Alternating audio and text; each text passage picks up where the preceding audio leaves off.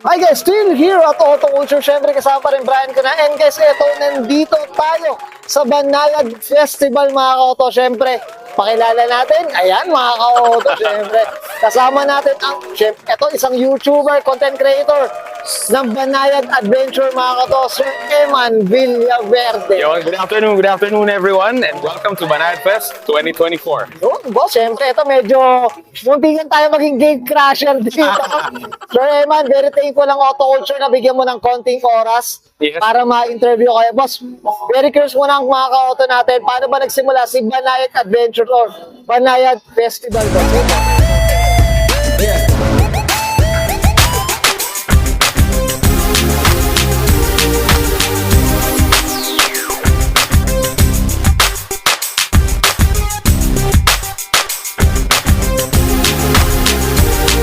Tough long battery. Tough and long lasting. Basically, Banayad Adventure started like a few years back. Mas personal lang siya na vlogging talaga, form of ano lang talaga siya, documentation.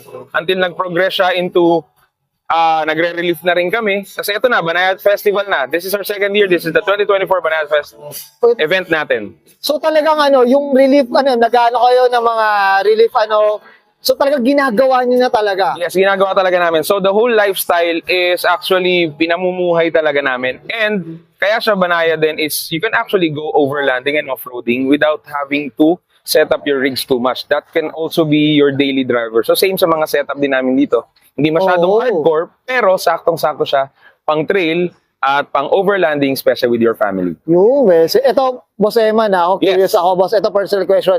I'm sure maraming gusto ring sumubok ng overland, boss. Correct. Pero boss, kayo ba yung pinupuntahan nyo? Talagang pangmalakasan, talagang pahirapan?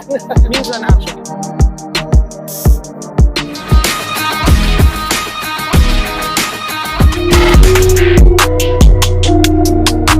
Meron tayong mga idol na sinasalihan na medyo pang mga malakasan. Pero syempre, dapat alam din natin ang limitations ng ating mga vehicles. Kahit saan naman yan.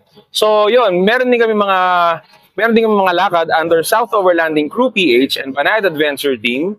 So pwede rin kayong sumali doon. Beginner, mas welcome kayo doon. Kung meron kayong alam na rin, okay na okay yan. Tapos yun, wini-welcome din namin lahat and for sure, mas family-oriented kami. Okay, so kasama namin mga bata, mga asa-asawa, syempre, o mga girlfriend ninyo, pwede natin isama, tapos sama-sama tayo doon. Bilang tayo, overlanding tayo. Yun, kasi mo syempre, lalo na, ako honestly mga ka-auto, alam niya, naka-CRV tayo. So hopefully, sana kakayanin ba ng, Yes. Kasi mga, medyo light lang sobrang light. Remis walang budol. Importante, magpapahatak tayo dito sa mga tao. Mismo. Kung naman tayo sa gamit. Yun, Wes. Okay, Boss Eman, I'm sure you're very busy dito sa festival na to.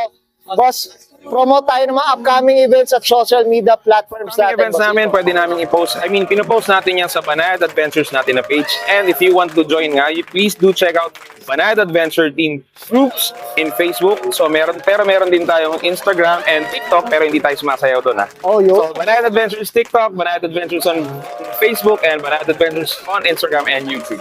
Yes, boss, paalam na tayo. Siyempre, mga sponsors natin dito sa event. Siyempre, shoutout natin yan, boss. Sponsor natin, of course, for this Banayad Fest 2024, sponsors natin, SR Performance, Premium Overland, and ARB Gears.